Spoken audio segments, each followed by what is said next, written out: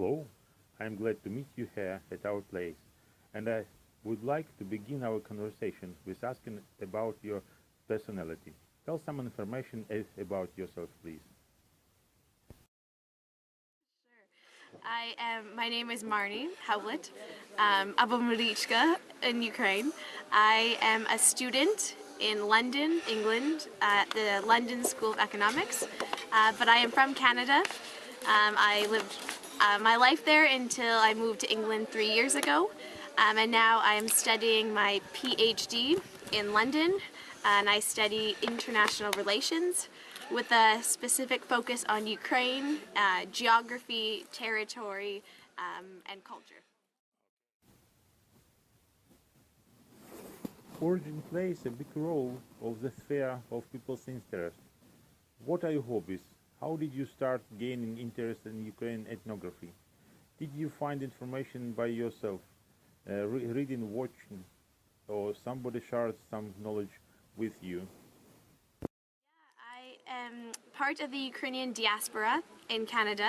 So my family came from Western Ukraine during the World War II. And I grew up very active in the diaspora. So I Ukrainian danced for 20 years. I sang in a Ukrainian choir. I went to Ukrainian Orthodox Church and to a church camp, Ukrainian camp in the summer. And so I was very involved in the traditions and the culture in Canada. So that's how I learned. Okay. Is this hobby popular among area where you live? Yes, so I live in a province called Saskatchewan, and there are many, many Ukrainians in the diaspora there. So very, very active diaspora in there, but also in other places in Canada.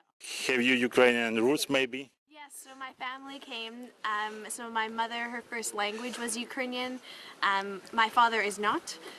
So I learned Ukrainian language at home. My mom hired a teacher to come teach us, and then I studied at university and in Lviv in 2014. Do you attend any kind of clubs? Maybe you lead one of them. Where do you get new information? Do you share it with anybody around you, family, friends, colleagues? In England, I'm very involved in some different organizations. The Ukrainian community in England is also very active. When I was in Canada, I used to teach Ukrainian dancing. So I was very involved in that. But with my own interests in my research now, I share the things that I learn with my family. I send photos back all of the time. I will share sometimes on Facebook or Instagram so that other people can see what a great country Ukraine is. So, as we discussed, culture is general. It is a complex of different symbols.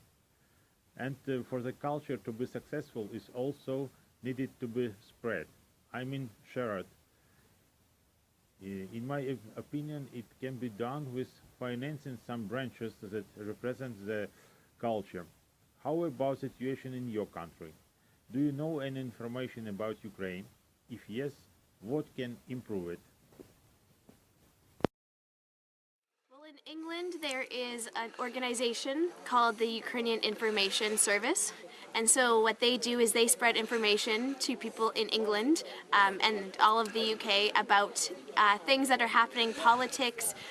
They not only tell the diaspora, but they tell everyone what is happening in Ukraine from Ukrainian perspective, not from the Russian perspective.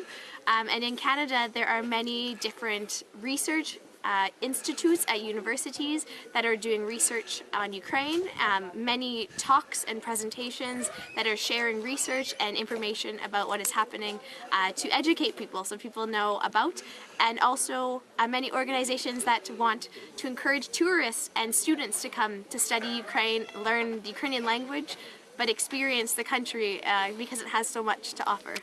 Okay, thank you very much. No problem. Thank you.